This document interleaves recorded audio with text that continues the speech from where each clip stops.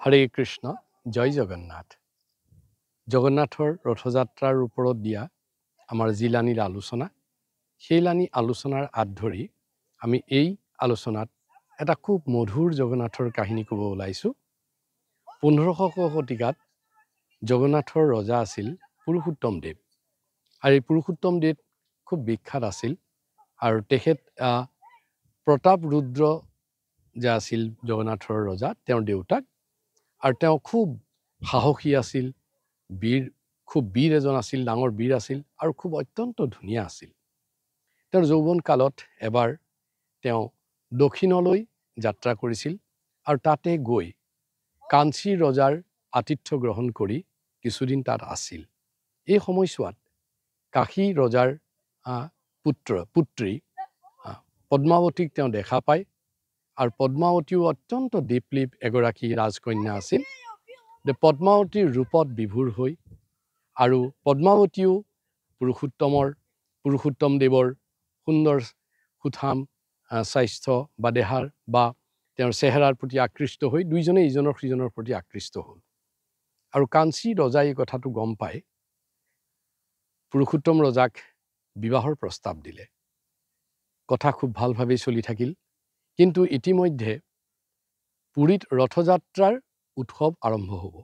গতিকে পুৰুষোত্তম দাসৰ সেই সময়ৰ নাটনি আছিল গতিকে তেওঁ সকলোৰ পৰা বিদায় লৈ পুৰীলৈ ৰাওনা হ'ল আৰু বিদায় মুহূৰ্তত তেওঁ কাঞ্চীৰ ৰজা তেওঁৰ পৰিয়াল মন্ত্ৰীসহ সকলোকে এই আগন্তুক যি পুৰীত ৰথযাত্ৰা হ'ব তালৈকে নিমন্ত্ৰণ জনালে সময় পাৰ হ'ল ৰথযাত্ৰা পালেহি কিন্তু কিবা বিশেষ কাৰণত কাঞ্চীৰ ৰজা সেই সময়ত ব্যস্ততা থকাৰ বাবে তেওঁ এই যি নিমন্ত্ৰণ সেই ৰক্ষা কৰিব নোৱাৰিলে কিন্তু তেওঁৰ নিজৰ মন্ত্ৰীক এই ৰথযাত্ৰা প্ৰত্যক্ষ কৰিবৰ বাবে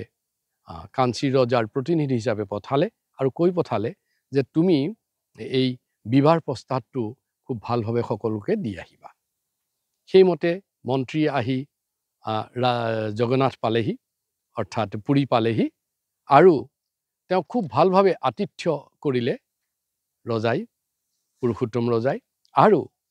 তাৰ পাছদিনা যিটো আমাৰ পুৰীৰ ডাঙৰ ফেষ্টিভেল আটাইতকৈ ৰথযাত্ৰা সেই ৰথযাত্ৰা আৰম্ভ হৈছে আৰু মন্ত্ৰীয়ে এনেকুৱা জীৱনকালত তেওঁৰ কেতিয়াও ইমান ডাঙৰ উৎসৱ দেখা নাই সকলো ফালে পৰা গান বাজনা নৃত্য সুন্দৰভাৱে গোটেই চহৰখন সজ্জিত কৰা হৈছে গতিকে মন্ত্ৰী অভিভূত হ'ল আৰু কিন্তু আচৰিত এটা ঘটনা তেওঁ দেখা পালে যেতিয়া ৰথ জাষ্ট এই আৰম্ভ হ'ব মাত্ৰ তেনেকুৱাতে ৰজা আহিছে হাতত এডাল ঝাৰু লৈ আৰু ঝাৰু লৈ তেওঁ জগন্নাথৰ ৰথৰ ওপৰত উপবিষ্ট হৈ ঝাৰু দিব ধৰিছে আৰু তাৰ পাছত দেখিছে তাতেই তেওঁ ক্ষান্ত থকা নাই তেওঁ তললৈ নামি আহি ৰাজপথ ঝাৰু কৰিব ধৰিছে মন্ত্ৰী বিচলিত হ'ল তেওঁ ভাবিলে যে আমাৰ ৰজাই দীপলীপ ৰাজকন্যা পদ্মাৱতীক কাৰ লগত বিয়া দিব ওলাইছে এজন ঝাৰুদাৰ এজন চাফাই কৰ্মীৰ লগত তেওঁ অসম্ভৱ তেওঁ যন্ত্ৰণা পালে আৰু গোটেই কথাখিনি আহি কাশীৰ ৰজাক সদৰিলে কাঞ্চীৰ ৰজাই কথাখিনি শুনি খুব বিভ্ৰস্ত হ'ল আৰু তেওঁ পুৰীৰ ৰজালৈ এটা বাৰ্তা পঠালে যে এই বিবাহ কোনো কাৰণতে তেওঁ আৰু মত দিব নোৱাৰে গতিকে এই বিবাহ তেওঁ বিবাহৰ প্ৰস্তাৱটো তেওঁ নাকচ কৰিলে এই কথাত পুৰুষোত্তম দেৱ খুব বিচলিত হৈ গ'ল মনত খুব দুখ পালে এই কাৰণে নহয় যে তেওঁৰ বিয়াৰ প্ৰস্তাৱটো প্ৰত্যাখ্যান কৰিছে এই কাৰণত যে এই ক্ৰিয়াৰ দ্বাৰা যি কাৰণত তেওঁক প্ৰত্যাখ্যান কৰিছে যে এজন ঝাৰুদাৰ বুলি ভাবি এই কথাটো তেওঁৰ পৰম পূজ্য জগন্নাথৰ প্ৰতি এটা তিৰস্কাৰ হৈছে তেওঁ আৰু সহ্য কৰিব নোৱাৰিলে তেওঁ কম দিনৰ ভিতৰতে এটা তেওঁ পৰিকল্পনা কৰিলে যে কেনেকৈ তেওঁ এই কাঞ্চী ৰজাৰ ওপৰত আক্ৰমণ কৰিব আৰু ৰাজকন্যাক বন্দী কৰি আনি তেওঁ লৈ আহিব বন্দী কৰি তেওঁ ৰাজ্যত ৰাখিব যথামতে কাম হ'ল যুদ্ধ ঘোষণা কৰা হ'ল কিন্তু কাঞ্চী ৰজাৰ হাতত তেওঁৰ পৰাজয় ঘটিলে তেওঁ মনত খুব দুখ পালে আৰু আহি তেওঁ জগন্নাথকেই মাত্ৰ প্ৰাৰ্থনা কৰিব ধৰিলে যে জগন্নাথে সপোনত আহি ক'লে যে তুমি আকৌ নতুনকৈ এটা পৰিকল্পনা কৰা যে কাঞ্চী ৰজাৰ ওপৰত পুনৰ আক্ৰমণ তুমি ৰচনা কৰা এইবাৰ মই নিজে যাম, তোমাক সহায় কৰিবলৈ মই যাম। সেইমতে পুৰুষোত্তমে পুনৰবাৰ যুদ্ধ ঘোষণা কৰিলে আৰু দুটা ঘোঁৰা, এটা বগা ঘোঁৰাৰ ওপৰত বলদেৱ আৰু এটা ক'লা ঘোঁৰাৰ ওপৰত জগন্নাথ নিজেই সৈনিক ৰূপে গোটেই যিটো যুদ্ধৰ যিটো দল তাৰ আগত তেওঁলোক আগবাঢ়িব ধৰিলে আৰু গৈ আছে আৰু যথাসময়ত গৈ যেতিয়া কাঞ্চী ৰাজ্য পালে, তেওঁ সহজভাৱে এই দুজন পৰাক্ৰমী সৈনিকে গোটেইখিনিক পৰাস্ত কৰিলে আৰু ৰজাই খুব আনন্দ পাইছে। পুৰুষোত্তমে পদ্মাৱতী ৰজা সকলোকে বন্দী কৰি পুৰীলৈ লৈ আহিল আৰু পুৰীলৈ আহি পুৰুষোত্তমে তেওঁৰ মন্ত্ৰীক ক'লে যে হে মন্ত্ৰীবৰ, পদ্মাৱতীক বন্দী কৰি ৰাখা আৰু এওঁৰ কাৰণে এজন খুব ভাল চাফাই কৰ্মী জাৰুদাৰ বিচাৰা আৰু তেওঁৰ লগতে মই এওঁক বিয়া দিম। আৰু বুদ্ধিমান মন্ত্ৰীয়ে কথাটো মানি ল'লে। সময় পাৰ হৈছে আৰু ইতিমধ্যে পদ্মাৱতী আহি ৰজাৰ ঘৰত মানে পুৰুষোত্তম ৰজাৰ ৰাজ্যত আহি বন্দী হৈ আছে। তেওঁৰ মনত খুব দুখ। তেওঁ পুৰুষোত্তমক মনে প্ৰাণে ভাল পাইছিল, পুৰুষোত্তমো তেওঁক ভাল পাইছিল, কিন্তু দেউতাকৰ যিটো আচৰণ তাত তেওঁ ক্ষুব্ধ হৈছিল। মাজে মাজে পুৰুষোত্তম ৰজাই মন্ত্ৰীক সোধে যে মই যে তোমাক এজন